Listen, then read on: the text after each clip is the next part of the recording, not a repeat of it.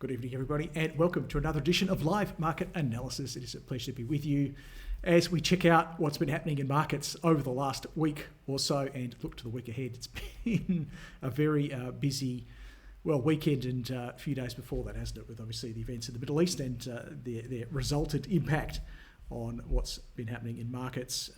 Before we do that, let's talk about the disclaimer, which says that everything we're going to talk about tonight is general in nature. That means it has not taken into account your personal financial circumstances, objectives, or particular needs.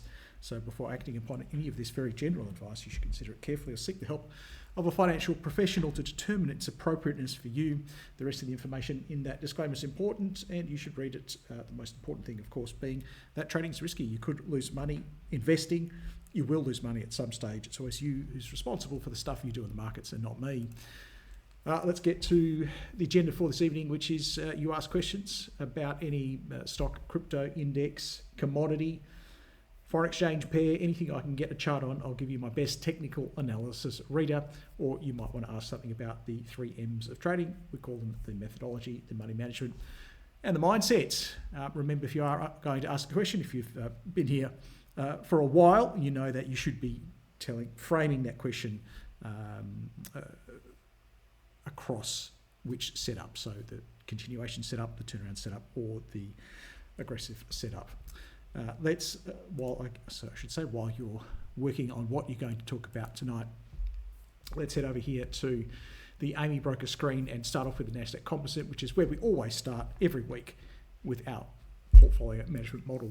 And what we're trying to do here is determine how much capital we should have at risk on a portfolio basis. So not this trade and that trade and that trade, all the trades combined. How much does that risk add up to as a percentage of our overall capital? And we tend to move in thirds, much like we do with our stock positions. For example, prior to tonight's session, in fact 2 weeks ago, because of the public holiday, we were at full risk position, FRP for short, which means that you're allowed to, if you want, have all of your capital invested. That might sound pretty extreme. Hey, Carl, all guns blazing. Well, we had double greens on the short and long-term uptrend, long and short-term trend ribbons. They were uptrends, of course. Rising peaks and rising troughs, which demonstrates rising peaks. That's taking out supply, so that's supply removal. Rising troughs means it's demand reinforcement. Each time there was more demand reinforcing the price action and a predominance of white candles, and that really, for me, speaks to this these pervasive buy orders that are in the markets. Just this ebb and flow of fund money, just washing in on a daily basis. Should we change that today? I don't think so. Obviously, Friday's candle is not ideal. That's the one we're talking about here. Long upward pointing shadow. We know that. We opened down on this candle, didn't we? We opened down. Why did we open down? Events in the Middle East. Makes sense, I guess. And then we tried to rally in line with that broader trend. Buy the dip. The demand was there to buy the dip, but then the supply came in, and by no coincidence at all, around the lows of the previous session, because there was demand buying in the session. That's this one here. All right, and the next day, that demand is feeling a little bit silly, a little bit nervous.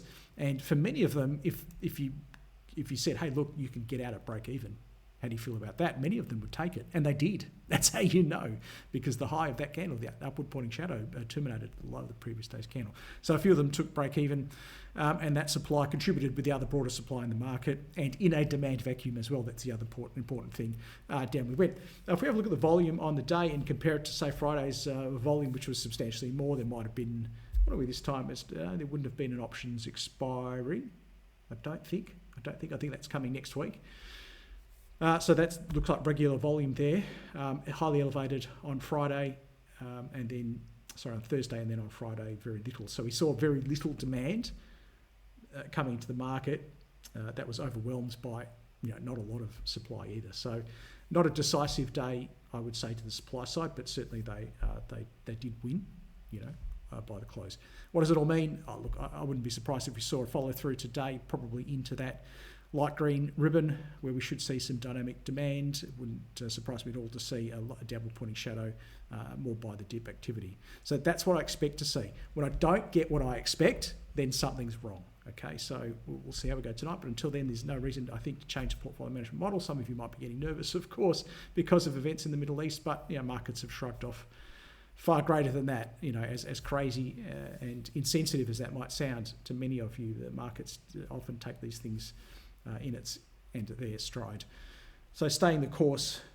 If something happens until next Monday night, then what would that be to constitute a change in risk management model? Look, I would want to see us close beneath 18,847. That coincides with the dynamic support we'd expect from the short-term uptrend ribbon. I certainly wouldn't want to see it happen with a big black candle, clusters of big black candles, lower peaks. All of those things would give me cause to drop back to a 2/3 risk model. So we're not wholesale jumping out, but certainly starting to take some risk off the table if that should occur. Until I see you next. Let's head over to the Aussie market, and today's candle I think is hopefully indicative of what we're going to see tonight in America, or at least indicative of some of that strength and resilience, because it was a very small candle in comparison to recent candles, and yes, a little bit of an upward pointing shadow, but didn't take out the Friday. I'm getting mixed up with my days. Obviously, we're a day ahead, they're a day behind. Didn't take out Friday's low there, so I think that's important. And everything else looks very, very solid there. So happy to stay the course at full risk position. Now that we've decided where we want to be at a portfolio level, we tend to have a whip around the grounds to see if we can, if there's any sort of canaries in the mine shaft that should push us off that position of a full risk. I like to go to the Russell 2000 next. If something bad is going to happen to the US market, the US economy, it's probably going to show itself here first. And yes, it has pulled back. And yes, Friday's candle is not ideal, far from ideal. Bit of a gap and run there, but we're still, in trend at this point in time. And again, holding a lot above that short-term uptrend ribbon, we're probably okay. But we can see something's not quite right, isn't it? Something is clearly not as it should be. And we are taking that on board. Hey, look, there's the CAC in France. That's starting to roll a little bit, isn't it? On the verge of closing beneath its long-term uptrend ribbon. The DAX has closed beneath its short-term uptrend ribbon. That's beneath the last trough. So something is changing. We are seeing an influx in supply to meet the excess demand that has been in place prior to recent events. FTSE still looks fine. That's important, I think. Spain coming off a little, but not wholesale at this stage. Hey, there you go, Hang Seng. That's I want to say even that's got today's. It does have today's data in it, so that's a very positive response in Asia today. That's probably why we did so well. And Nikkei popping up. That's a very, very positive sign. Nifty 50 had a tremendous day. Shanghai also some reasonably good data out there today as well. So that's encouraging. In this broader context of risk on or risk off. So that's good news. Let's head over to the base metals. We want to see some strength here as well to tell us that global growth isn't going into the toilet. And we're not just looking at the last candle, we're looking at the week since we spoke last. In fact, it's 2 weeks here. And look, aluminium higher today than it was 2 weeks ago. That's encouraging. Copper roughly the same. We're seeing a little bit of risk off here, creeping in. Nickel down. Lead roughly the same. Tin actually not bad, and zinc not looking good. So again, it's not a smoking gun, is it? Not that lithium matters in terms of the whole scale of global growth, but that one is still very much trending lower with very little end in sight, I would suggest. Okay, let's head over to the and hoping this comes up the right way here. Let me maybe try and persuade it to do that for me. We'll go here. And here, and here, and fingers crossed, it has come up right. That's obviously a 15-minute chart, which is not where we want to be. I'm not sure what's going on there. Let's go back to the daily chart. Kicking off with silver now, and that still looks very strong. Obviously, we had a very solid motive phase through here. Motive means moving. Nothing is motive forever. We have stagnation phases. That's what we're doing. And the important thing is that in the stagnation phases, they're very shallow.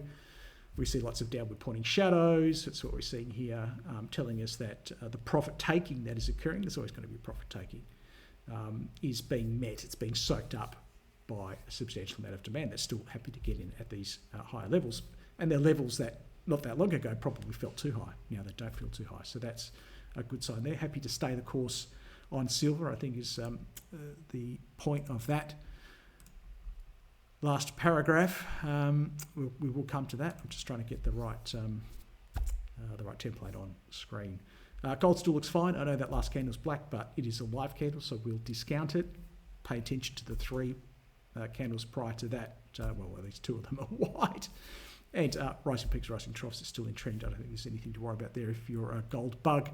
But we will probably discuss some gold stocks later on today, and they didn't do anywhere near as well. High-grade copper, stuck in the middle there. Nothing changed from last time we looked at it. Same with iron ore, trending lower. Nothing's changed there, but not substantially so.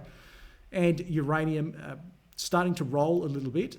I wouldn't say it's a fait accompli just yet, but it's getting close to that. I think if it turns that short-term trend ribbon, because it was previously short-term uptrend ribbon, it was acting as dynamic demand. Now it's neutralised if it starts to act as dynamic supply. So that means if we get the peak coming in beneath that or in that short-term trend ribbon with this long-term trend now, resumed at downtrend, this could really easily roll back over. How far? Maybe back into the mid-60s.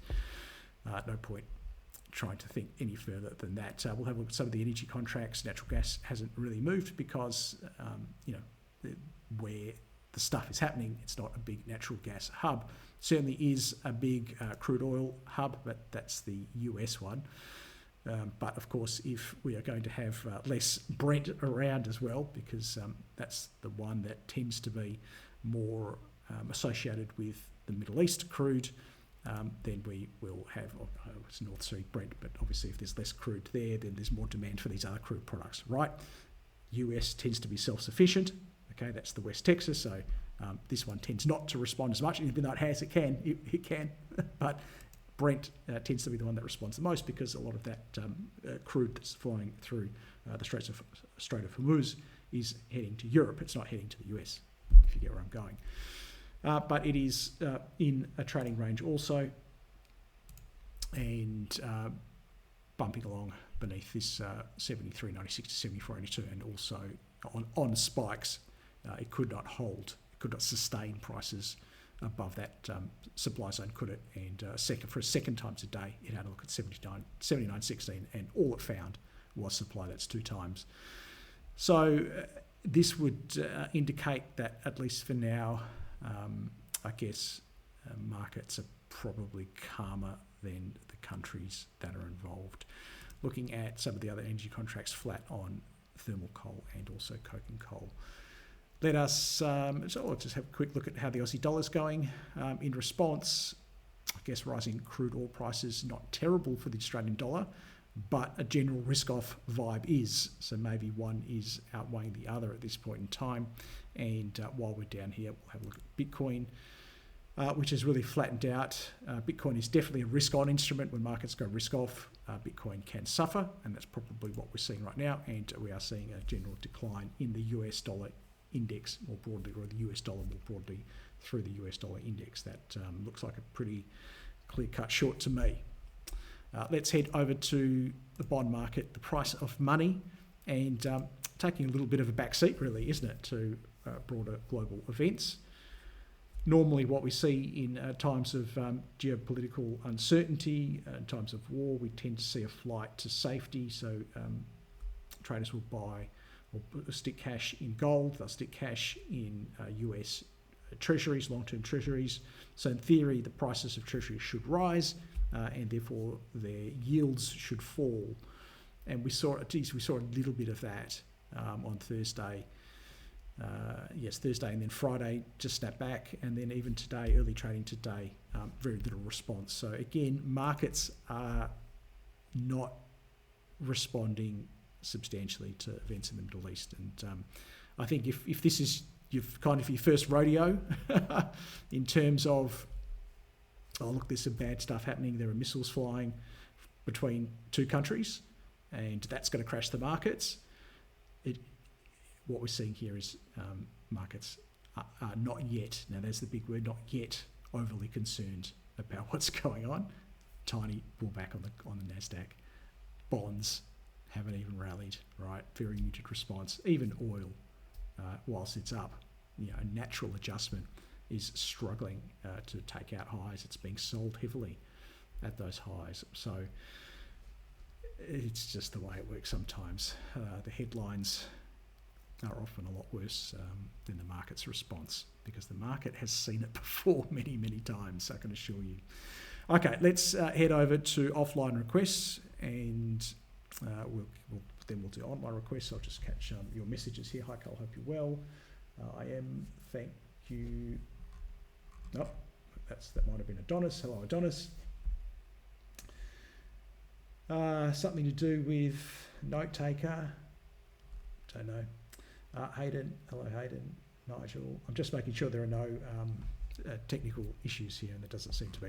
Okay, we'll head back to Amy Broker, and we will kick off with our first stock of the day, which we'll head back to automatic there, and we'll go to all here, and we'll click on home stalling. Mick's got EZZ coming up first. Let's do that. Okay, now I can see everything. Okay, EZZ, which, if we go to current, is starting to turn around. EZZ Life Sciences. Okay, that looks pretty interesting. Mick? So let's start from the start. We have a short-term uptrend, and really all I do here, if you're new, is I just go through my technical analysis model. It's a checklist system, and we basically then, based upon how many checks we get and the quality of those checks, give the chart a score out of 10. And when we get to the end, the ones that are very, very high scores out of 10, they're probably the ones you want to gravitate towards, and the ones that are mid, you probably don't or don't yet. And there are three different types of setup. This one is more of the turnaround setup. I think it's pretty obvious why we're calling it a turnaround setup, because it was in a quite a substantial downtrend, certainly short-term downtrend. The long-term trend transitioned initially through neutral and then to down, and we're now challenging the long-term downtrend with actually short-term uptrend. So short-term uptrend, long-term downtrend. I don't think we've flicked to amber just yet, but probably not far away, but it's not there, so we're still definitely long-term downtrend. In terms of price action, that's the relationship of our peaks and troughs. So I'd like to draw them in on screen. You don't have to go back very far. We just want to see, are we rising peaks and rising troughs, or falling peaks and falling troughs, or a combination of those. And I would say pretty comfortably rising peaks and rising troughs. We all agree on that. The other thing, when it comes to rising peaks and troughs, we prefer to see that the the last trough, I should say, the last trough. So this is our last trough. If this is now, for example, that last trough is at or above our second last peak. Okay, because technically, therefore, that is our last peak, or last peak. Okay, so we want to see the separation between those two. And the reason for that is that this peak here, it was a point of supply. Okay, so point of supply. People got out there. Okay, how do you know people got out there? Because it went down. Okay, so this is where there were exits. Exits, not typing very well today. And when we got up here, you ask yourself, how did those exits feel? They probably felt pretty silly. Oh, this thing really is going up. I knew I should have held on. Why did I get out? I always get out too early. And not all of them, but many of them will want to reverse that mistake. And a lot of support and resistance, that's what most people call it in the textbooks. I call them points of demand and points of supply, because I think that is what they are, rather than just random terms. A lot of that comes from ex post regret in the market. So traders understanding their mistakes and then wanting to undo those mistakes. So the closer this pulls back this time, the closer this group is getting back to undoing their mistake of getting out too early. Okay, and that potentially creates latent demand in the system. Okay, latent demand. We know that there's probably only limited to supply. Why? Because we're in a demand side controlled market, right? We can see that. So we know there's going to be buying the dips. We know there are going to be, sort of institutional buyers down here buying the dip. Some of those institutional buyers probably let go a few at the top here, if only just to stop the run. Okay, I mean they got in early enough to be able to let a few go, stop the run. It was getting hot. It's getting hot. All the mums and dads, all the punters, YOLO, FOMO, chat rooms, jumping in. They hit some supply, beginning to sell a little, precipitate some supply, and then soak that up and hopefully soak up a few more on those pullbacks. But there will be traders that will understand the nature of this market and look to buy those dips, and that's what it is. So the shallower, I guess, this move, this pullback, we want it to be shallow.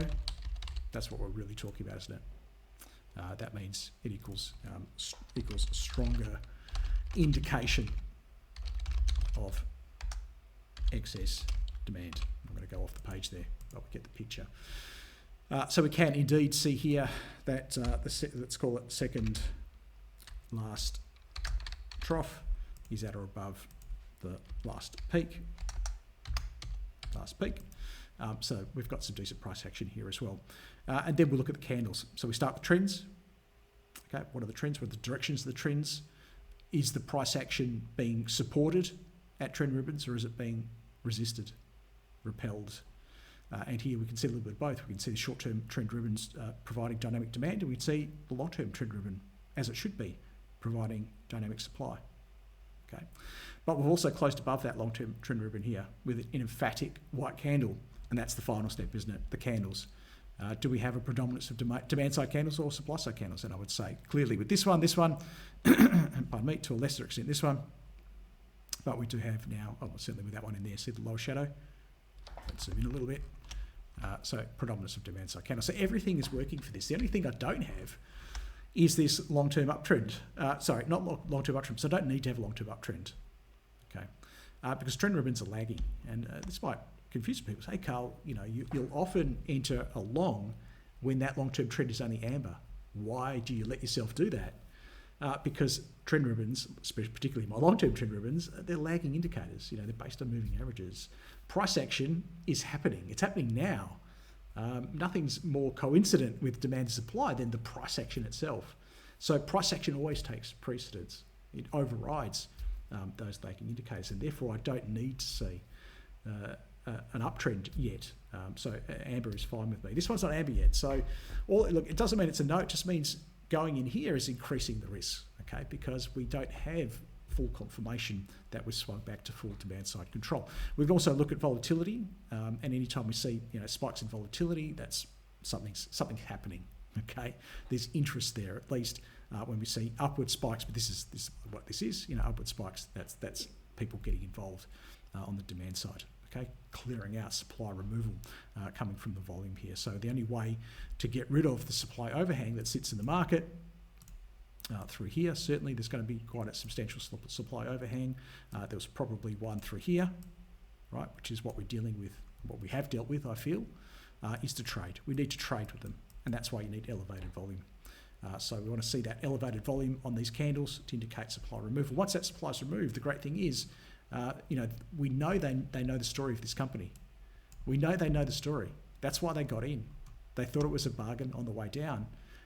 They just got it wrong. And they've been waiting to break even. And they've taken that opportunity to break even. And now they're in cash. They're back in cash, knowing the story and watching it go up. And we've all been there. We know that feeling. So the great thing about clearing out that supply is that we're sending those people to latent demand. Right, we're sending them to the latent demand camp. That is the people with money that know the story. And nothing makes a stock go up more than a stock going up. And that's what we're seeing. So look, by doing this, and I tend to do this for new people on the first chart of the day, to try and get as much of the basic information through and hopefully teach people who've been here a long time something new they maybe hadn't thought of in the same way before. But we've got a decent setup. I think if you were to go here, it'd be an aggressive setup, and when we do aggressive setups, it doesn't mean we can't take them. So normally an aggressive setup's beneath the peak ribbon, and the rule for the aggressive setup equals must have, so it's really the same as turnaround setup, right? All the same conditions, we know that, but must have greater than or equal 1-to-1 reward to risk to the long-term trend ribbon, right? So this is something you've heard me say many, many times before. We don't see that many aggressive setups because they tend to be kiboshed by that one rule. Let me go back in there for a second and close that bracket. Same as, let's put an E in there and let's go close that bracket. So what does it mean for this one? How does this particular case study, where does it fit within that rule? Okay, well, we need to have one-to-one before we get to the trend ribbon. Well, this is a different scenario. We've closed above the trend ribbon. So this idea of one-to-one to the trend ribbon is irrelevant, isn't it? So we automatically check that box. But it's still good practice to make sure we've got one-to-one to the next point of supply anyway. Is that fair to say? So if this level here is 241, so if you're not sure, it's up here. So we'll just go 241, 241. We get a nice straight line now. And we're looking to get in around the present price, which is here. And if you're not sure what that present price is, you can always look over here, 175, let's call it 176, for example. And ideally, we need to have a point where we're going to be able to very clearly see that's not going right, okay? And what we'd like to do is look for the last point of demand. And did I write second last trough there? That should be last trough, shouldn't it? Last trough, which equals the last point of demand, and that should have said, that should be second last peak. I'm sure you're all screaming at your computer screen when that happens. Okay, now they're labelled correctly. So this last trough is our last point of demand, and if we, this is where the demand started. We can see that downward pointing candle shadow. Okay, it was continuing a sell-off, but then the demand came in on above average volume, cleared out that supply closest near the high. Now, if we were to trade beneath that level, that demand must be gone, and then that's a real problem for me. Okay, I don't want to have a full risk position if that's the case. So what I need to make sure is that this distance here, right, is at least the same as this distance here. Okay, and give or take it is. Okay, it doesn't have to be precise. Okay, if you want it to be precise, make it precise. One-to-one. I'm pretty confident it is, and we've given a little bit of a leeway here, haven't we?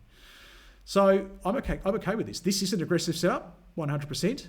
Why is it an aggressive setup? Because we don't have the amber. We don't have the amber trend ribbon.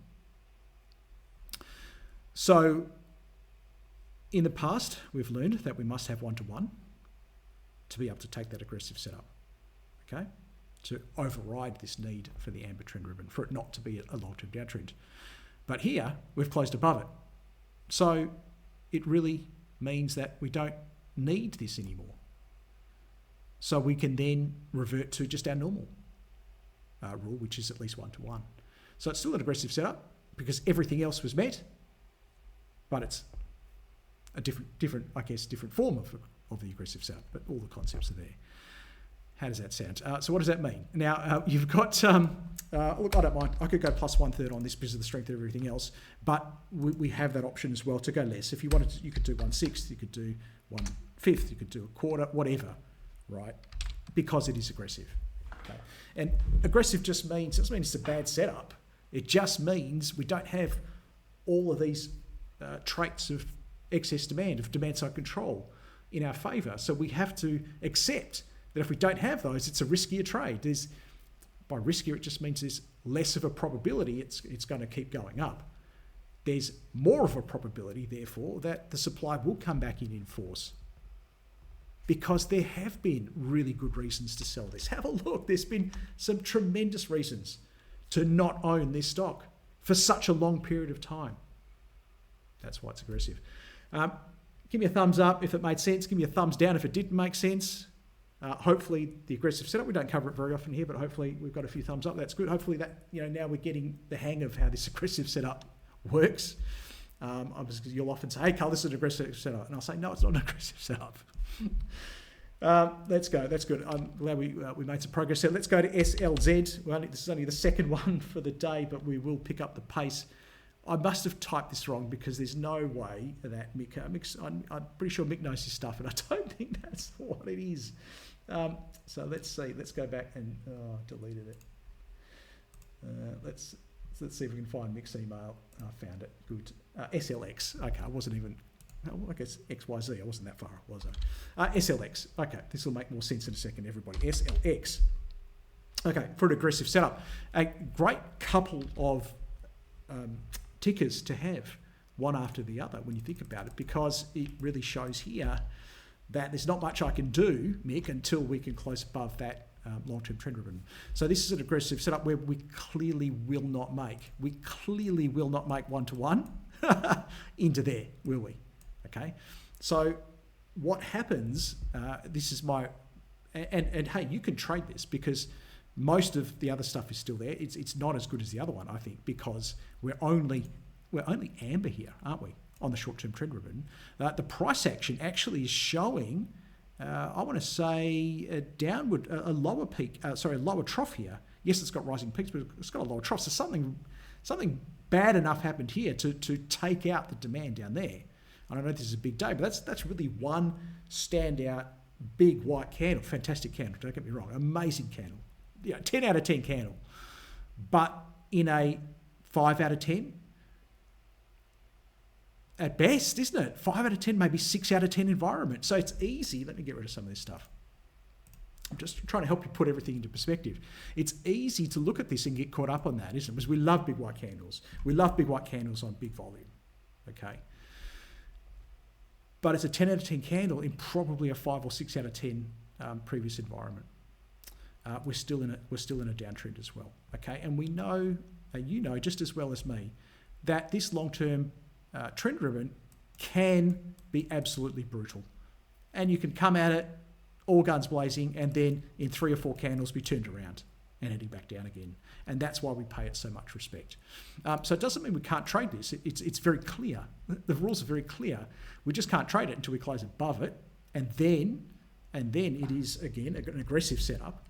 Okay, it's an aggressive setup because it would. I doubt one more candle is going to make it amber. Probably should have done this instead. So if we do something like that, we do something like this, and we go black and we go white. It'll make sense in a second. So we get something like that, right? Because what this does, if this zone here is our dynamic point of supply,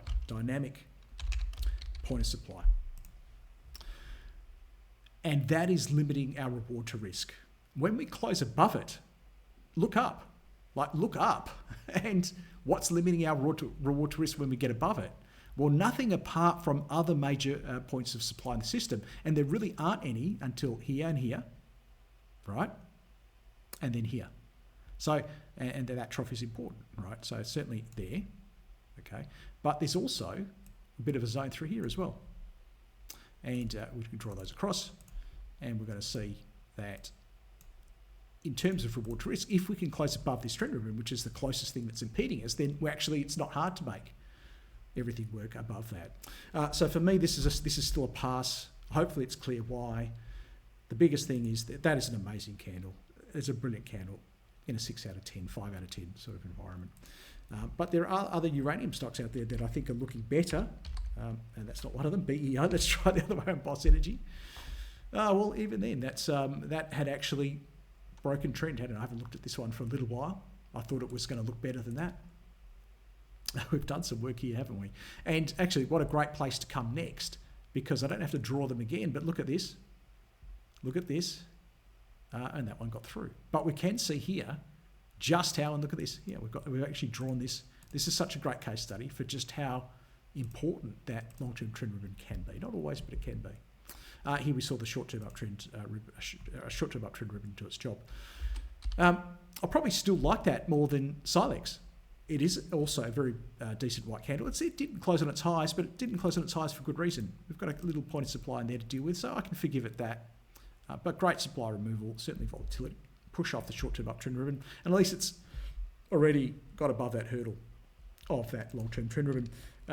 What else we got here? Deep yellow, I think, is, well, there you go. That's probably the pick of the bunch. Bit of a point of supply here, but it closed so well into it, I don't think that's an issue anymore. That's actually quite a strong trend, isn't it? So I think that's probably the pick of the bunch. And Bannerman, not bad. At least it's above the long-term trend ribbon there. It's been flirting with it a few times. It's going through that process of changing it. Silex is probably not as far along as some of these. And talking about not as far along is Paladin. So here we've got another potential aggressive setup. We can't make it work, of course, because we don't have that reward to risk into the long-term trend ribbon, unless, of course, you don't think you need to worry about it, and then go for it, knock yourself out. But I think you do need to worry about it, so that would be a no for me, but certainly on watch, isn't it? So that's the Tour de Uranium. Let's go to mix fourth one here, picking up the pace a little bit. Third one, I should say. Ashanti Gold. Now I'm thinking I've typed this in wrong. Sorry. Those two were for aggressive setups, not Ashanti Gold. Ashanti Gold doesn't even exist anymore. That finished in June 2023. IperionX, this is next one. There you go. That's not it either. For people that are new, you're going to see a bunch of codes here that don't make any sense. You're going to see IPX from 2018, which used to be Intrapower, but it got taken over. And it's just a function of the data provider I have. It has all the historical companies that were ever listed on the ASX and their previous codes, and then we get some new stocks take old codes, and that's what IPX is. So if it doesn't look right at the start, I'm definitely getting there next. Actually, I think this looks really good, and we've had some workings here. You can see I've said in the past next high close plus 1/3 FRP if you've got it. Can we make 1-to-1 work? We've talked about some of these concepts before.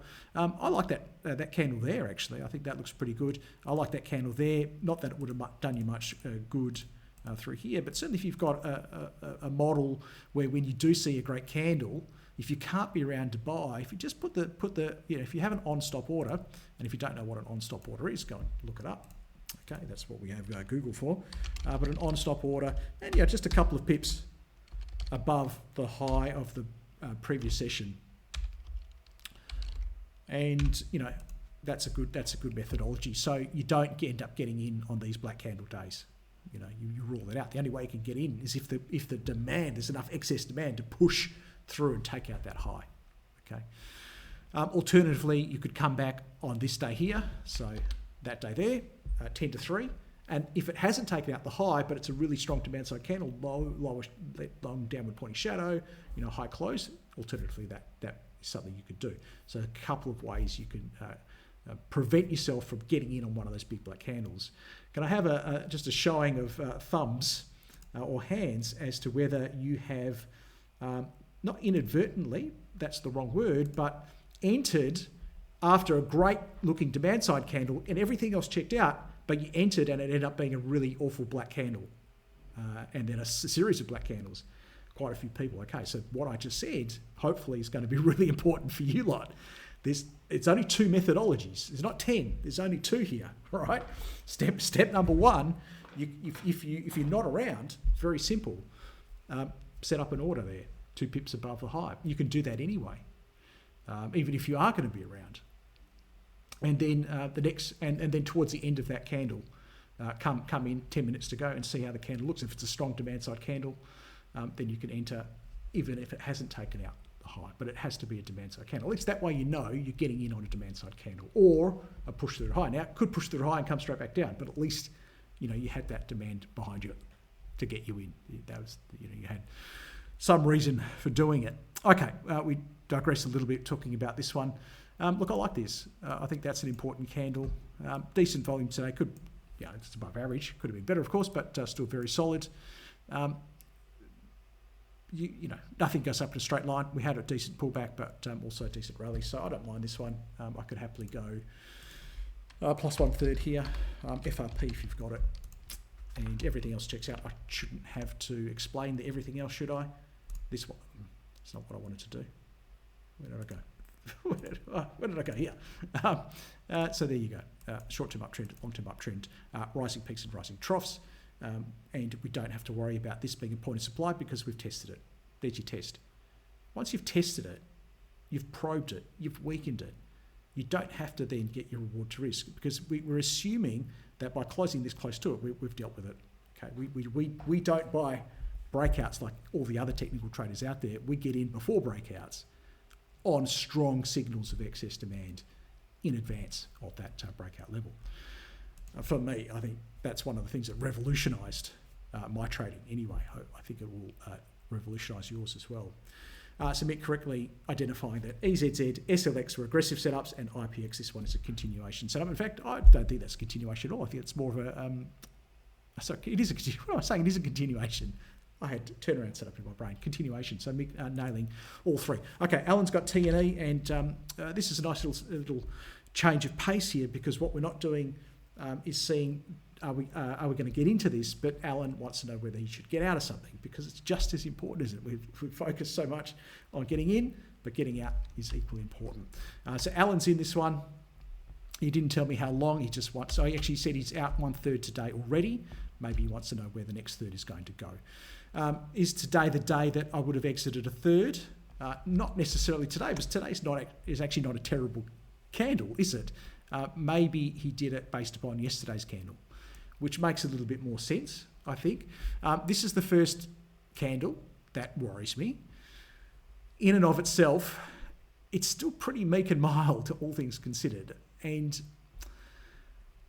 look, I mean, we're not at any round numbers. We're above the round number. I mean, if you look back far enough, you'll find examples where there was a couple of black candles and it went down, I guess, But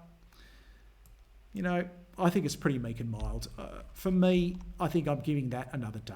I don't think that's the day I'm looking to do anything about this one. Let's just start afresh here. So this one here, I'm going to sit on my hands, and we're going to say FRP. And yeah, look, I think it's a little bit of a close call, because it is starting to get a bit big, isn't it? Now, this day here, I think is far more important, because what we're seeing on that day is the demand side response. And we're in a very much demand side market. It's been very much buy the dip. It's been very much accumulation. It's been very much, any opportunity for the funds to buy some they have. And we saw some of that come in this day. But how far did they get? I mean, we've seen, certainly this is a credible supply side showing. It's a shot across the bow. It's got our notice. But the fact that the next day was so weak in terms of pushing back into that range, it tells you that actually there wasn't a lot of demand. And even if there was a lot of demand, and we can actually see this above average volume, so there actually was a bit of demand flushing around in the system, it met above average supply, didn't it? Didn't get very far. So that's the day. So this is the day now I'm starting to be concerned. But is it the day I knock out a third? Again, I'm probably not far away. And this is, remember, I've never said that this is a black box system or a black and white system. This is very much a discretionary system. You've just got to apply common sense. I'll give you the basics, and you take and run with it. So at the end of that day, maybe you can knock a third. Maybe you give it one more day. Okay, and I'm just going to put a question mark on that. I think on this day here, I think we can agree we're at the stage now. Let's just knock out a third. We closed beneath that day. I know there's a little bit of a low shadow, but I think we've probably given it enough room just to take a precaution. And that's what we're doing. Don't forget, at this stage now, we've still got 2/3 on the table. And I know some of you are muttering, Carl, I would have done it. I would have done it 2 days ago. Okay, that's fine. But you're also risking it shooting straight back up again, right? We know it's a great stock. It's got great pedigree. So that's probably the day, and maybe that's what Alan did. Maybe Alan got out today just as a function of the previous day. So no, Alan, in that case, I don't really disagree with what you're saying. That's fine. I'm on board with you. And if you're holding the other 2/3, I think that's the right thing to do as well, because this actually wasn't a terrible day today. Now, where do we start getting rid of the rest? It's just really next really nasty candle, isn't it? So if we saw a repeat of this. Next, if we saw we've got a point of demand down here, so just looking at our points of demand, we certainly don't want to close beneath here. Beneath here, we're beneath the short-term uptrend ribbon. So I would say beneath here, we're going to have an excuse to be ZRP, because I reckon we'll get a minus minus a third before we get there. We're going to have a minus a third there somewhere, right? Inevitably, and then that would be the final third for the ZRP. Okay, but we don't know. We just know what we've done, but we're watching, isn't it? It's got our attention. Look, I found that hard and fast rules, they work in people's imaginations, but not in practice. They're fairy tales. Common sense rules based upon what you can see, and then making a call and saying, you know what, That's it. I made my call. It could be wrong. I think I dispensed with hard and fast rules when I dispensed with being all in and all out. When I moved to this model of moving in steps and moving out in steps, you don't need hard and fast rules anymore, right? Just think of the logic behind that statement. People start out trading, they think they need to be all in. I need to buy here, I need to nail that entry, I need to nail that exit. I need to get in at the bottom, get out the top, and give myself a big pat on the back. And it never works out like that. It very rarely does. So we end up being really screwed up here because we're not perfect. Like most of the time, we're not perfect. Now, if you're a Qantas pilot and most of the time you got it wrong, that's not a good thing, right? I don't know, brain surgeon, whatever it is, or whatever you do. Like if you're wrong most of the time, you're probably going to lose your job. But that's not how it works here.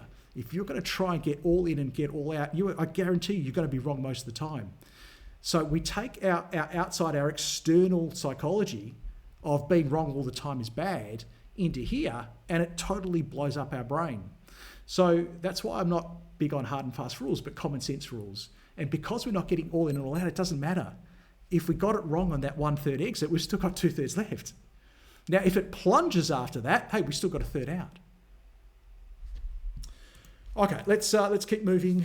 AZY, gold didn't have a great day today. If we look at the XGD over here, it's going to appear very, very soon. I promise you, there it is there. So not a species-ending event. We said this one was a species-ending event. And hey, look, it was species-ending for a short period of time. I wouldn't say that was my worst call, not my best call. But it definitely wasn't my worst call because there were several ASX gold stocks that did very poorly after that. But I don't think this is the same, but it's not good. And for it to happen, to be fair, 3 times at the same level, it's also not good. But it's not baby in the bathwater stuff. It's order of magnitude. We're going to see a bunch of gold stocks today. I know they're in the request coming up, where they're -1/3, and I think that's order of magnitude correct. Now let's take that psychology, which will help us a little bit later on, and then go back to this one here, AZY, and say, well, where was the sell-off here? And it wasn't. I'm pretty sure this is a gold stock, right? I know I've recommended all of you buy it probably about 20 or 30 times, but I don't really know what they do, which is irresponsible of me, isn't it? It's just downright irresponsible. Carl, how dare you tell us to buy this thing over and over again and not know what the flip it does? Irresponsible. You should know the management. You should know the geological surveys. You should know the resource estimates. You should know future projected cash flows, Carl. Why don't you know this? The net asset backing, the moat, Carl. Please, what about the moat? Anyways, I think I've said enough there, haven't I?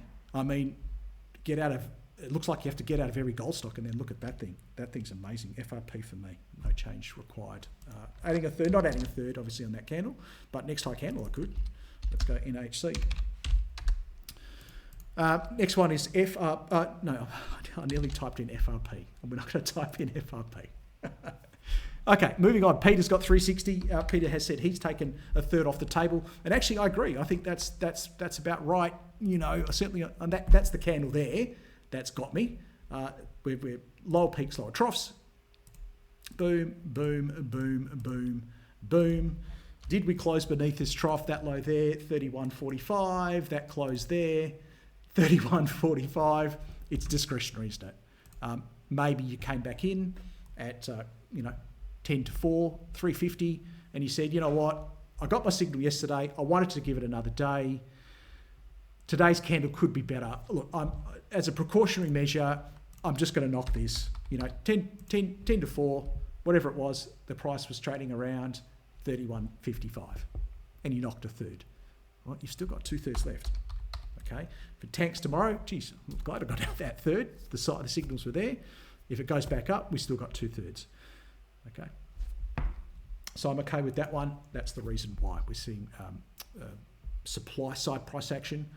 Lower peaks means building supply. How much supply? How much is the supply building there? And this is the other thing. This is the important thing. A little bit, isn't it?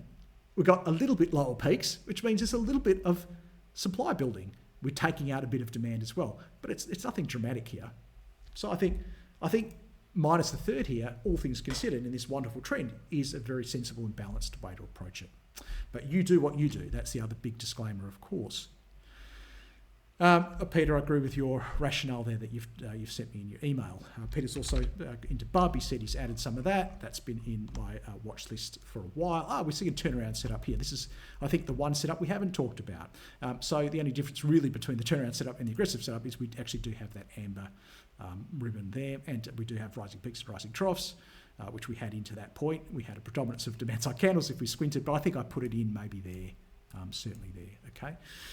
A little bit of supply side removal. It's doing all of those things. So, yep, no complaints there. This is still, I haven't done my list for tonight. So if you're watching, if you're new, you'll have access to these TradingView watch lists. So I'm just going to delete those and clear those. I haven't done them tonight. I might not get them to them tonight because obviously we're doing this now. I might only get to them tomorrow. Actually, you couldn't see that. So let me go there. That's what I'm talking about. So in TradingView, I've sent you some materials, some information on how to access these watch lists, but I put in here my short lists each night that go into ChartWatch ASX scans, okay? And night window, that is me trying to recoup my night window picture from my OBS, which I blew up today because the file was missing. I deleted it by accident. But I will go here and I will go to market index and show you down. Here you go, a technical analysis. So my ChartWatch scans, which you're probably all familiar with, of course, but for the new people, you might not know that these lists here, I turn them into TradingView watch lists for you, and all you have to do, I know I deleted them, sorry. But you just click on each stock and scroll down, and then the charts appear here very easily instead of you trying to look at one page and then type them in. Don't forget, also there is on Wednesday, if you want to come, I know you guys and girls do this one, so it might be a bit banal for you on Wednesday at lunchtime, but you're welcome to join. It will be the same format as this, but simply for the market index audience. Okay, so you are a limited audience, you're word of mouth. I don't advertise these to anybody. And this is me as part of my role with Market Index. They've asked me to do something similar for them, okay? But for all comers, that'll be interesting because, we have good conversations here because you already know, for the most part, what I'm talking about. Having to start from fresh there, it might drive some of you crazy.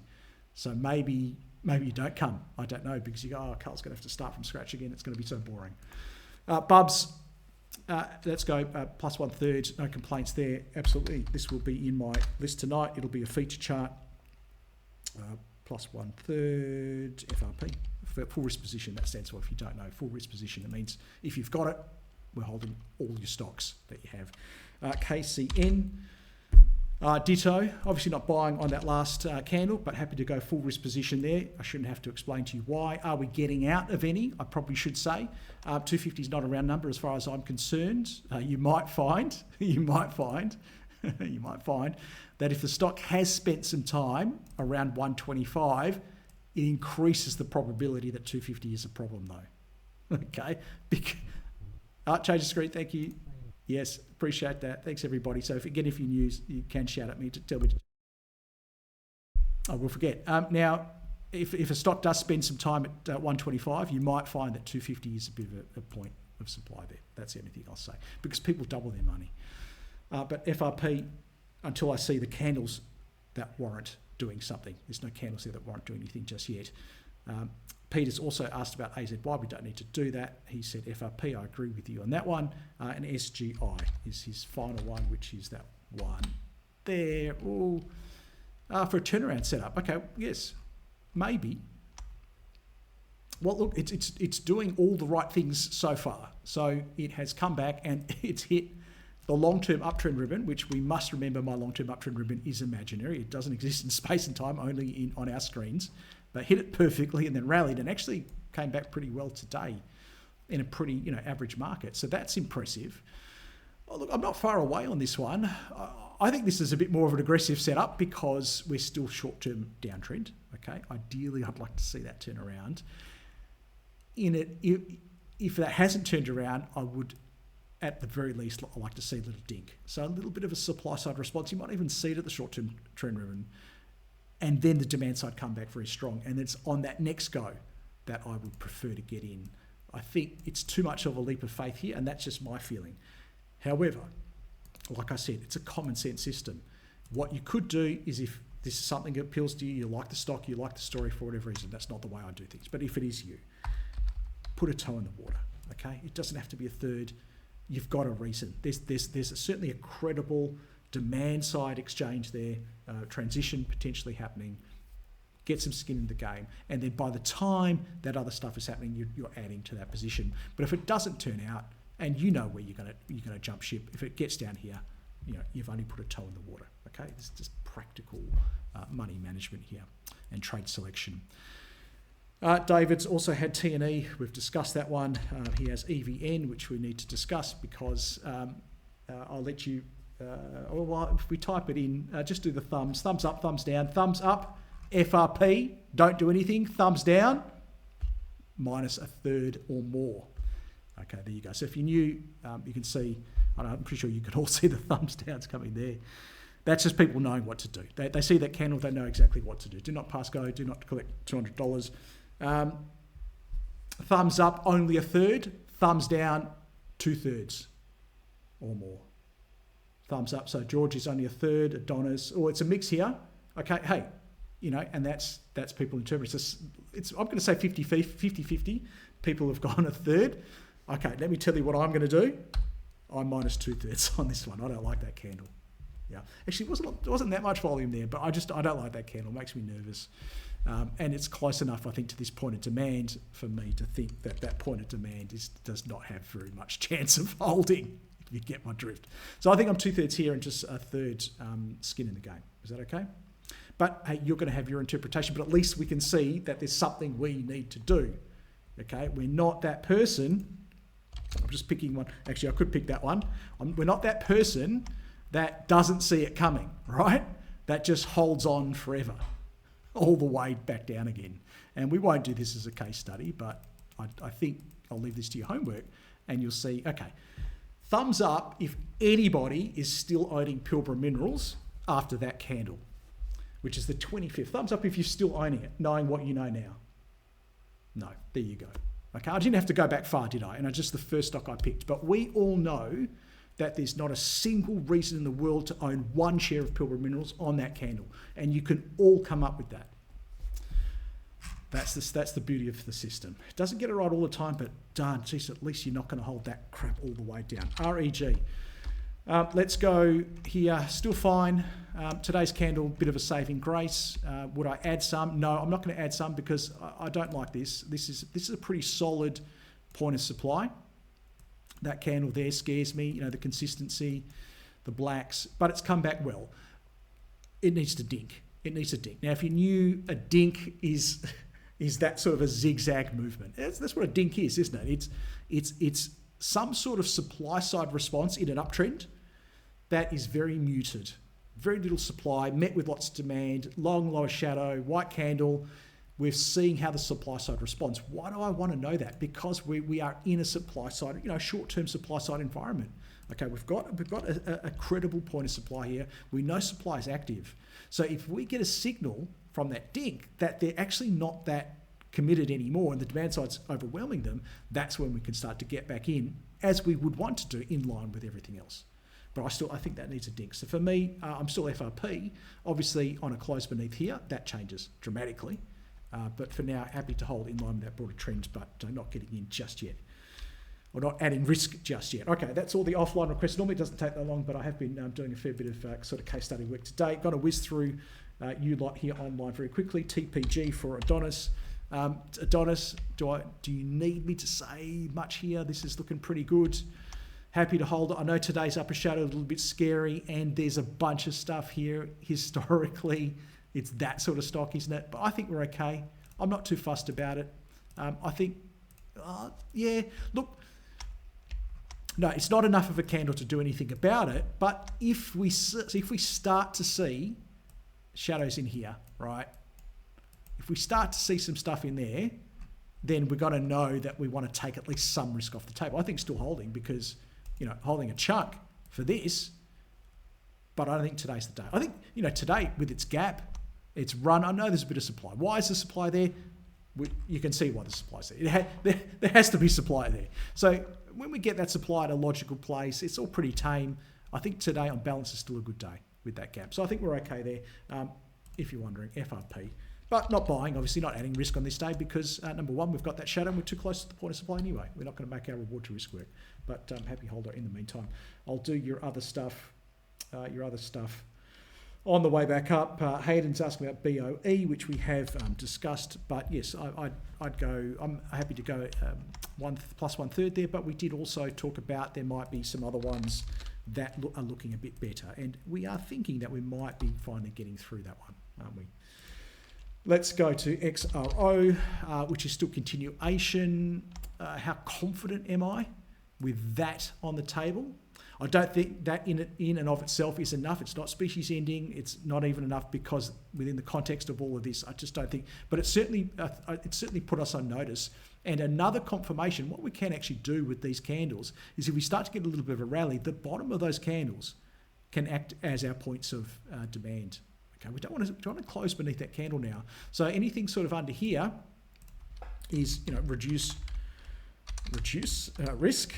Okay, so minimum 1/3, but it will depend on the candle, and until then we're fine. But I'm concerned by this supply. Okay, that itself is acting as a bit of a point of supply. In fact, with that lower trough, lower high, and the lower low there, I think it is acting as a peak. So therefore, it is a point of supply, and maybe we're coming back the other way. But no, I want to see a little bit more impetus. A close closer to that point there, and then I could go. So happy with FRP at this stage, and let's go next. Well, actually, I changed next high close. Can somebody remind me my acronym? Demand side candle. Next demand side candle, plus 1/3, because it makes more sense than high close, doesn't it? Because that now brings in our long lower shadows. So it doesn't have to be a high close. I guess it. Anyway, next demand side candle. I had a reason for it last week. FRP, if you've got it. Okay. It was 2 weeks ago. I can't remember what happened 2 weeks ago.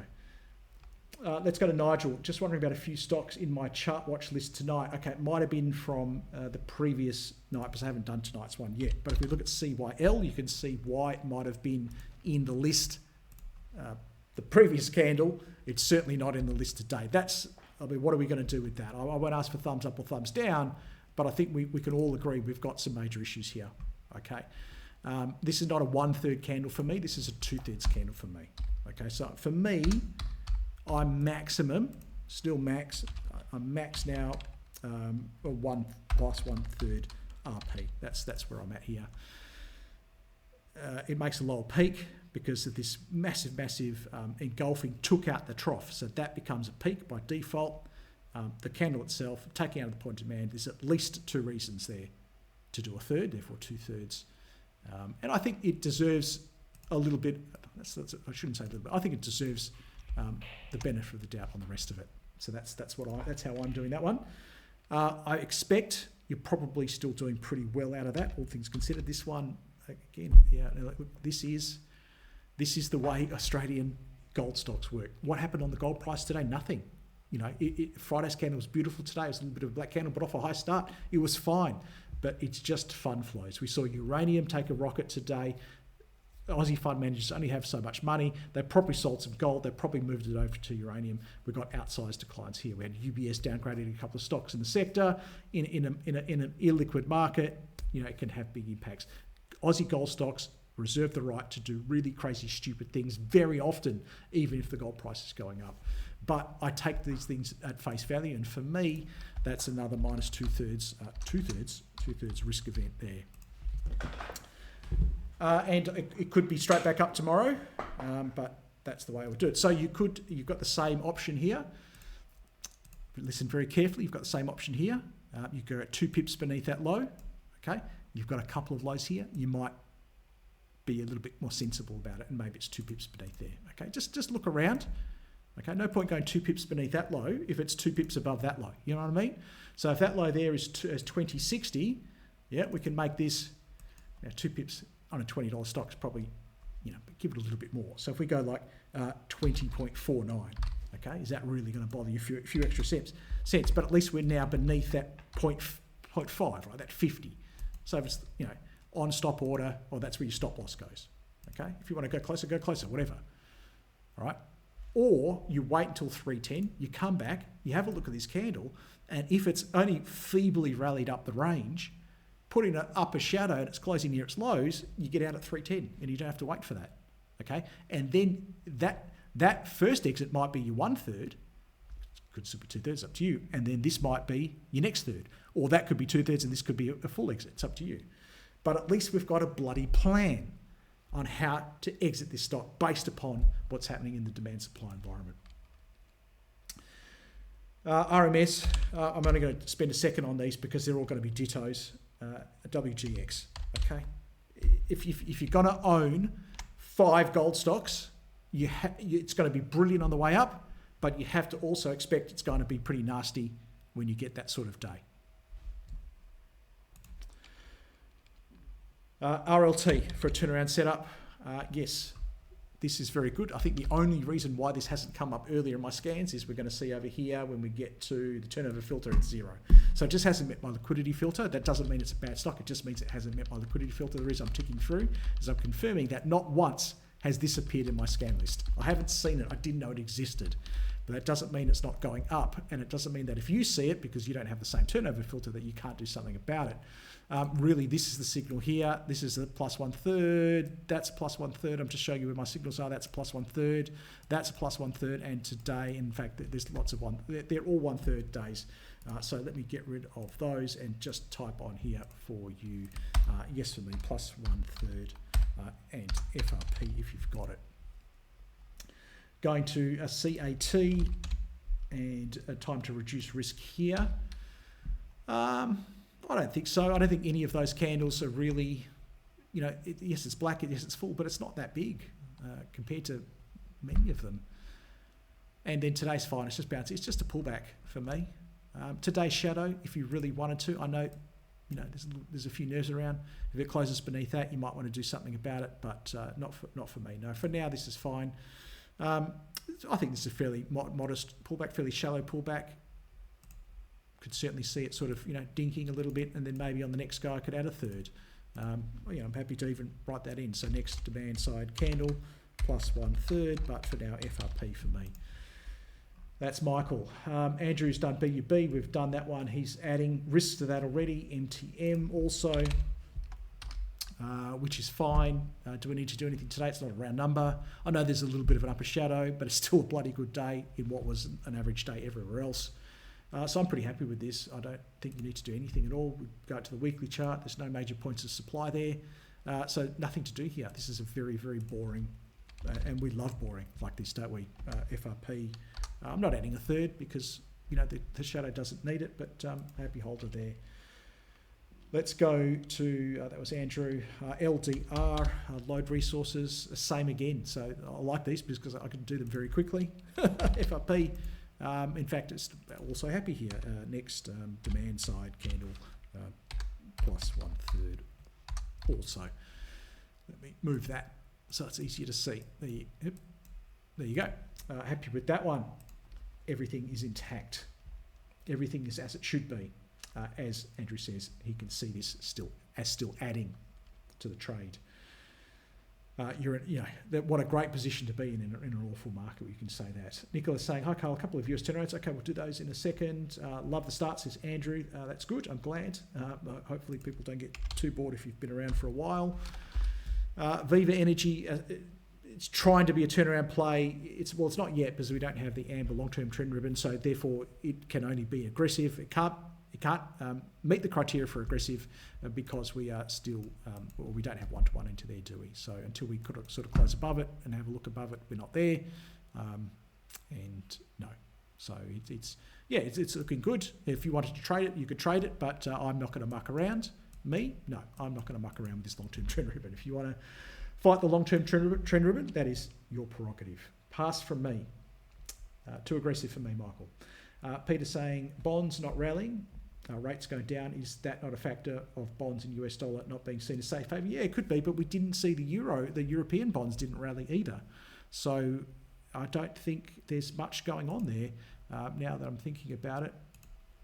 And if I'm not doing anything on your screen for a while, that's okay. I'm just going back to here. And I want to check the Japanese bonds. I mean, is there any money flying anywhere? I don't think there was. So we saw the European bonds. You can see the initial response, that initial down move, and then they just snap back up. And today they're trading higher. There's no point looking at the shorts, the shorter end of the market, because the flight to safety is long end of the market. You can see an initial move in Japanese bonds snap back up again. Should I go to New Zealand? We go to New Zealand. They all did the same thing. So no, if it was just the US bonds doing that, then I would agree with you.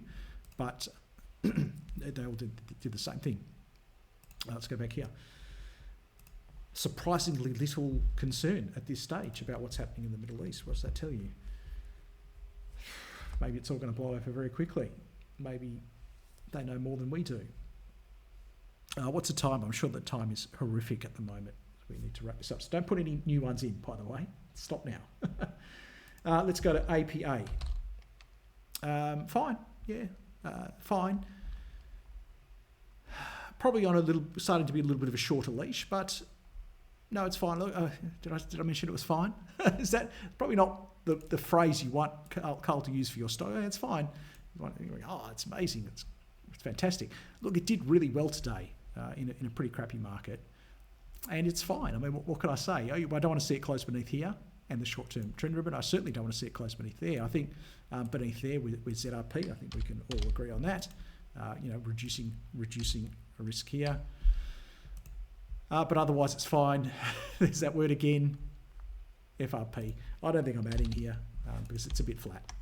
I'm sure. It's like a 6 out of 10, isn't it? So if I'm on it and I'm happy to see where it's going, let's stick with that. But it would take a decent candle, and it can happen. It could take a really strong white candle, maybe even a bit of volume to show we're removing supply there, and really here, which is probably why we're stopping here. Then I could get more interested again. But today's candle's showing there's a bit of supply around. But it's fine. FPH, also fine, isn't it? You've got two really fine stocks, and you're probably pulling your hair out at how fine they are, because they're not tumbling like a lot of the stocks we've seen tonight, but they're not rocking either. They're just fine. I think this is fine. I'm happy to hold it. I say this one looks better than the last one, actually. The candles, I think, are far more indicative of demand side control. Oh, dare I say, could I add a third to this? It's a bit slow. It's a bit boring. It has been in the watch list a few times. I don't mind. Yeah, okay, I don't mind. Plus 1/3. You don't need to wait. That last candle's fine.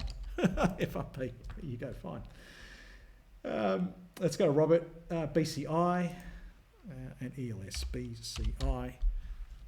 Yeah, I think that looks fine as well. And the only reason why it's not better than fine is we've got a bit of a point of supply here. I think we can all agree on that. We need to deal with that. We're trying to deal with it. And if we can progress a little bit further in dealing with it, then it's going to start to look much better, because everything else checks out. So yes, I'm very happy with this. I'm very happy with this. The price action is good. I know it's sketchy. It's that sort of stock. It's a liquid stock. I shouldn't say liquid. There's a lot of paper around it. That's a better way to describe it. There's at every level, there's zillions for sale or on the bid. So happy holder. I think I'm going to find better stuff than this, though. That look, I was nearly kind of right, plus 1/3 there. Look, if you're that way inclined, I'm FRP, but what score would we give this one out of 10? And then how does that compare to the other setups out there? But certainly very, very solid, very much indicative of demand side control. If it's a story that you have an affinity with, that story is being backed up by demand and supply. So that will be reassuring for you, Robert. BMR. Which is that one. Far less liquid, this one. I can see from the volume, probably fewer stocks around. Looking out here to see if there's anything going on out there. Not really, nothing obvious. As crazy as it sounds, I like this one better than the other one, because it tends to have the ability to flow a bit more and move a bit more. The other one was quite restricted. So you're going into this eyes wide open, knowing that you can get a candle like this going the other way. All right. Yeah, as crazy as it sounds, plus 1/3 FRP. Demand side's in control. Looks to be building. A little bit of a volume push at the end there. Could have a go. Yeah, I know that was that volume's associated with that day, but today came back pretty well. I don't know. I don't think it's going to be my favourite one. It's so obscure when there's so little,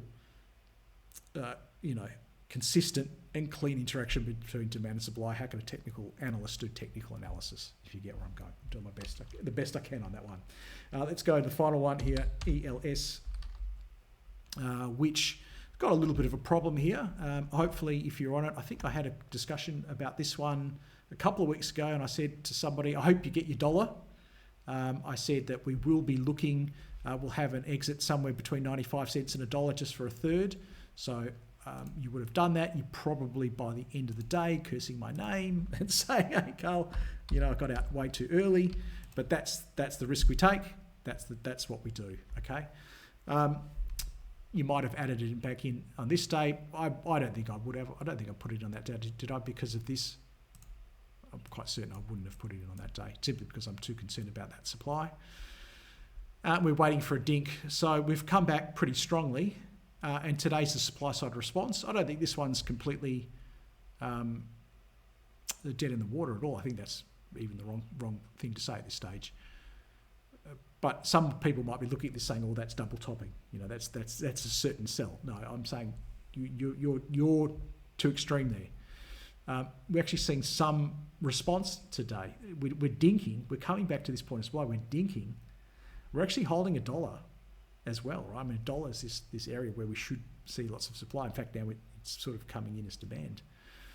So I would say next high close, if you can imagine a candle that looks like this, it's gonna make this one look pretty darn good. So I wouldn't write this one off. I'm an FRP on everything else I've got. You've got some off the table. That's good news. But if you've got that candle, that's going to start to look pretty good. So I'm still at FRP. I'm still going to actually write demands next demand side candle plus 1/3. But it would want to look something like that. Closing at least above that last candle there. But FRP if you've got it. So I don't think we're taking any more risk off the table at this stage. That's assuming that we've got that 1/3 out. If you haven't got that 1/3 out, you could peg the bottom of that candle as the point to do so, just to catch up. Okay, at least you're getting a little bit better than $1 in that case. MMI still looks okay. Let's go zoom normal here. I should do that. Fine, absolutely fine. This would not be concerned about this at all. We're having a little bit of a pullback. That pullback is finding demand where it should find demand. Short-term uptrend ribbon into this previous area here. Today's a decent candle. I can't really see the volume. It's all out of whack with that. Today's looking even better now that I can see the volume. So this is no question. I don't think I'm going to add risk today, just on the basis that this is a bit severe. Okay, so when that is severe, when you hear me say that, the rule is, let's just see a little bit of a dink. Okay, and then we can happily add some risk on the dink, plus 1/3. But in the meantime, FRP.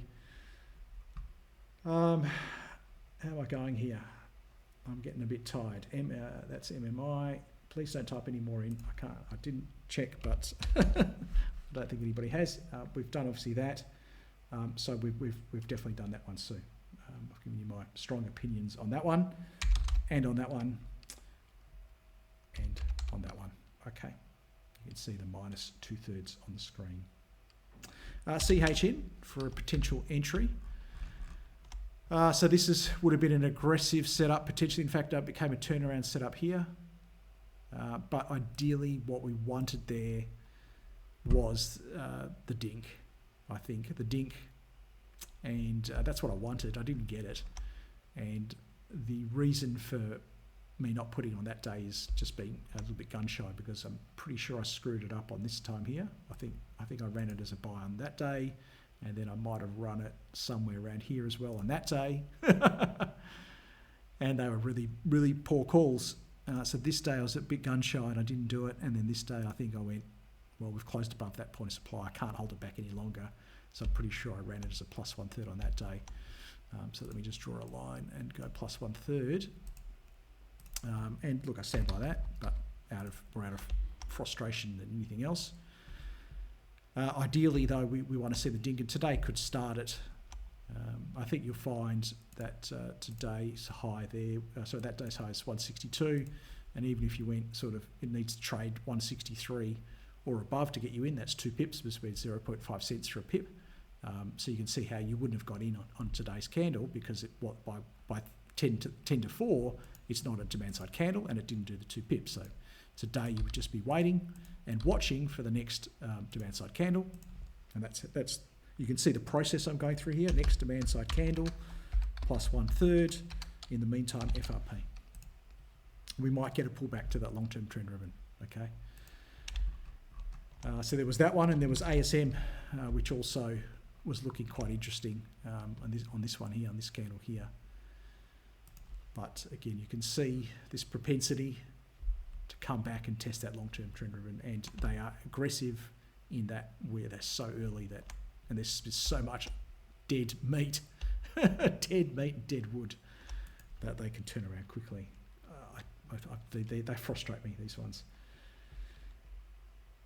I think we fixed that, Hayden, which is okay. Hayden's maybe has left us. MEK, I need to pull the pin on this, it's fine. FRP, not plus 1/3 was the last candle, but happy to hold. And we're at the bottom. Okay, I'm exhausted. We're not going to leave. We're going to very quickly do those US ones.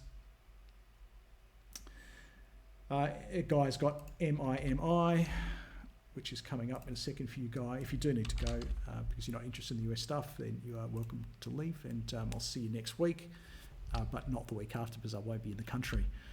But there will be a message regarding that in the recording of tonight's presentation. So we've got MIMI for Guy, and if that's all the data we have there, Guy, I'm going to say your guess is as good as mine. Okay, I mean, I think you can do the same analysis I can on that, because we've got a short-term uptrend. That's it. We do have rising peaks and rising troughs. I would say there's a predominance of demand-side candles, and if you wanted to add, you could add here, and or on the next high close. But for me, I'd like a chart, preferably. To do technical analysis, I'd like a chart. That's a bit scant, if you get my drift, but happy to go a third on the next high close, if it's a stock that means something to you. Probably this one means something to you, Peter, because you might be a silver bug, or you're looking to play the silver angle, and this tends to be quite a high beta play when it comes to silver. So yes, I don't mind it. Or you could just buy silver, open up a CFD account and just buy silver, because that way you reduce the likelihood of having an event like today where gold actually didn't do anything and gold stocks got absolutely smashed.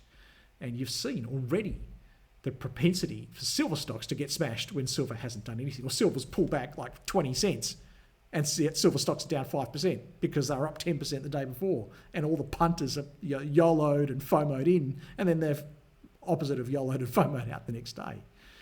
So look, I think the US ones, this is going to be less punter driven, isn't it, than a Mithril Silver or an Argent Minerals or a USL over here, the SVL, if you get my drift, right? So yeah, I think this makes more sense then, doesn't it, that it would be more of a proxy for silver than even some of the little speckies over here, because this is like a proper one. So yes, for me, FRP 1/3 plus 1/3 on the next high close as a way to play silver. Let's go to Nicola's got PARR for a turnaround setup. Absolutely yes, 100%. I'm not drawing on the screen today because I need to get out of here real quick. But absolutely yes, it's met all the criteria. Short-term uptrend, long-term trend ribbon is not down, but actually it is turning around. That's even better. Rising peak, rising troughs, clear predominance of demand-side candles. A little bit of a point of supply here, Nicola. We're seeing maybe already a little bit of a slowdown in that last candle, but yeah, look, I don't mind. Maybe stick a toe in the water. I'd love to turn back time and go back to this candle here because I think we both agree that is the signal. So is that, so is that, so is that, so is that, so is that. Yeah, look, happy with that one. Let's go to your second one, which is NTR, Nutrien, which is brilliant. This is a continuation, isn't it? You've correctly marked as a continuation. Brilliant. I love this chart. This is like Perry sort of chart stuff.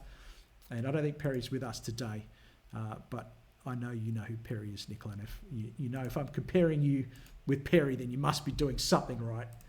Let's go back to daily heading. So yes, happy there, plus 1/3 very easily in forward position. If you've got an LYG, let's go Lloyd's Banking, which Perry might have actually told us about a little while ago. Still looks fine, no complaints there at all. Doesn't look under threat at all. So happy holder. And you can see, there's a couple of points of demand there that if we do close beneath it and the short-term trend ribbon maybe starting to take some action as far as reducing risk, but still happy to go with that. It's needing a little bit more of a white candle before we do get in though. Back up the list here, and Adonis has got ABBV. If I have missed your US stock, just pop it in and I'll whip down again. It's a bit kind of doing that, isn't it, Adonis? It's kind of chopping. It's very choppy, and for that reason, it's probably enough for me to want to just stay away and look for something that's a bit more decisive, perhaps like the last couple we saw there with PARR, I want to say, and I've lost it now, but you get my drift. So look, even if we do see a nice white candle here, we've still got to beat that, and then we've got all of this supply here to beat, and then we've got to beat that one as well. I think just that's getting into the too hard basket for me on that one. I'm going to go to CF Industries. Well, there you go. Now you're talking my language, okay? So absolutely yes. I know there's $100 there, but it looks like we've dealt with it by closing at it. I don't think it's a problem now. Maybe if we go back to the weekly chart, it might not even be a problem. It's been there before, yeah. So it really is not a problem. $100. So therefore, FRP plus 1/3. Happy with that one, and a WMT for a short. I'm glad you're bringing this up because we still do like to have some shorts in the portfolio, but that one is because it is above the long-term trend ribbon. The long-term trend ribbon is still very much green. That's a pass from me. I still think we can find something a little bit more on the brink than that one and that one as well. So, but they'd be very aggressive. I mean, we talked about aggressive long setups. We're turning that upside down for an aggressive short setup, and that's what you've got here. But we can't actually make one-to-one work into the long-term trend ribbon there. And I'm going to say probably nor could we do it on not that one, but CF. Let's check that one out there. Not that one. What was the other one you gave me? WMT. No, we're not making one-to-one work on either of those. So even for an aggressive short setup, I think they're too aggressive for me. And that is the top of this. I'll keep down to the bottom. LSE, GGP